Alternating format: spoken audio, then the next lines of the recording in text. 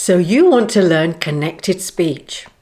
Well, today I'm going to share with you my 5 secrets of great connected speech. But before I do, there's an important principle I would like you to understand. When we talk, we do not talk in single words. No, we talk in groups of words spoken continuously with no break or pause. Now you know that, let's look at secret number 1. Stress-timed. Hands up, who knows what stress-timed is? Oops, I forgot. Hush my mouth. This is YouTube, not a classroom.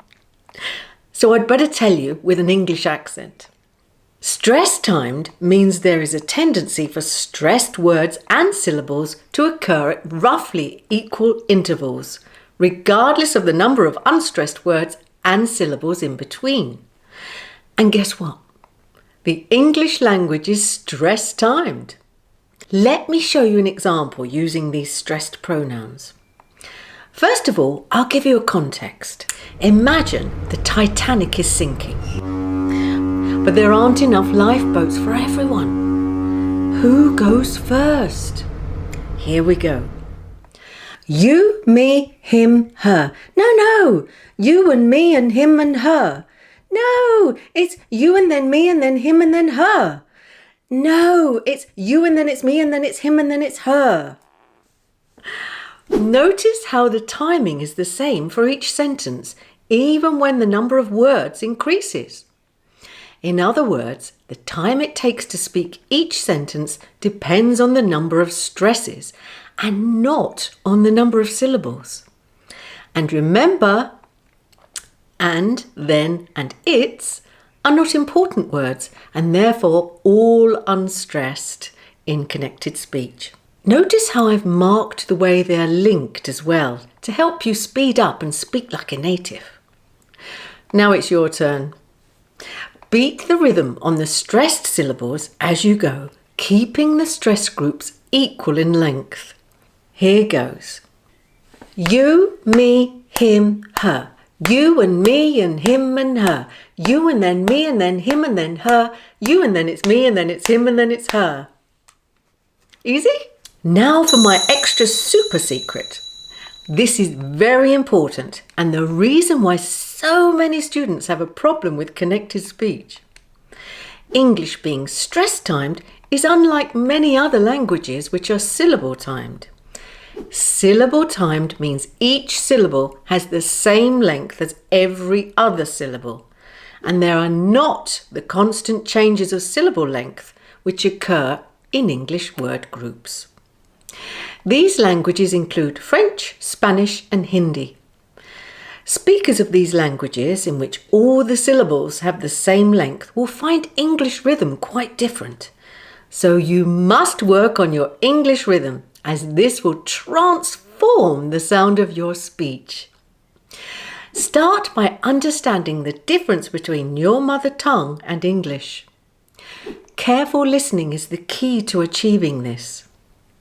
So on to secret number 2, word groups. Through careful listening, you will become aware of how in English we pause in order to break up sentences into manageable groups. Punctuation will also help you when you read a text, as commas signify a pause and full stops an even longer pause. Let me give you a spoken example. Note that the yellow line signifies a slight pause and the red line a longer pause. Last Monday, I went to the dentist for my usual checkup. When I got there, there was a sign saying closed due to an emergency, so I had to come home. I was quite happy about that. Result. You could break up the sentences a little more if you needed to. That's if you run out of breath, like this. Last Monday, I went to the dentist for my usual checkup. But when I got there, there was a sign saying closed due to an emergency, so I had to come home. I was quite happy about that. Result. Now for secret number 3. Stressed and unstressed words and syllables. Syllable stress in words spoken on their own never changes. Let me repeat that, as it is important. Syllable stress in words spoken on their own never changes. Unfortunately, there is no simple way of knowing which syllable or syllables in an English word must be stressed. So you must learn the stress of every word in your vocabulary. Every time you learn a new word, also learn the stress. Simple. Why is it so important? Because if you get it wrong, the word can be completely misunderstood. The listener may well have difficulty in recognizing the word or even think you're saying something completely different. However, in connected speech, words of one syllable are often not stressed, like conjunctions, and, but, because, and prepositions, to, for, at, from, by, and articles, the, an, some. See my video on how to pronounce these words when they're unstressed in connected speech. I've put a link for you above. Words of more than one syllable are usually stressed. For example, full verbs like love, take, try, buy, etc. Nouns, computer, chair, book, phone, keys. And adjectives, good, blue, short, hot.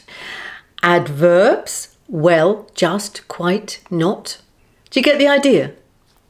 In general, it's the words that provide most of the information that are stressed. Onwards and upwards. Now for secret number 4. Sentence stress. You, as the speaker, are in total control of this one. You can stress any English word, even the grammatical ones, depending on the meaning that you want to convey. It is the stress chosen by you that highlights the meaning of this sentence that only the speaker can decide. Simple in principle, but obviously more complex in practice. So I have produced a video that explains how this works. It's called Are You Guilty of Murder? And it's quite entertaining. I've put a link above for you. And finally, secret number 5, rhythm and intonation. Spoken English tends to be rhythmical. When rhythm and intonation are used together, they help focus attention on the meaning of a sentence. They're chosen by you, the speaker. The appropriate use of weak forms in words and syllables are essential in connected speech, as this makes it smoother and more rhythmical. By clarifying strong and weak syllables, you make clear the meaning of a sentence. Another super secret here, working on the production of weak forms will give you the insight into the speech of native speakers. It will also help to improve your listening skills and confidence. What you should be aiming for is a seamless, continuous flow of speech from one word to the other with no glottal stop or break. No glottal stop or break. When the final sound of the word before is a consonant, it will help if you imagine that it belongs to the following word. Let's look at an example. She is always interrupting everyone. Becomes, she's always interrupting everyone. Transcribed, it looks like this. She's always interrupting everyone. This will stop you making a gap before the vowel.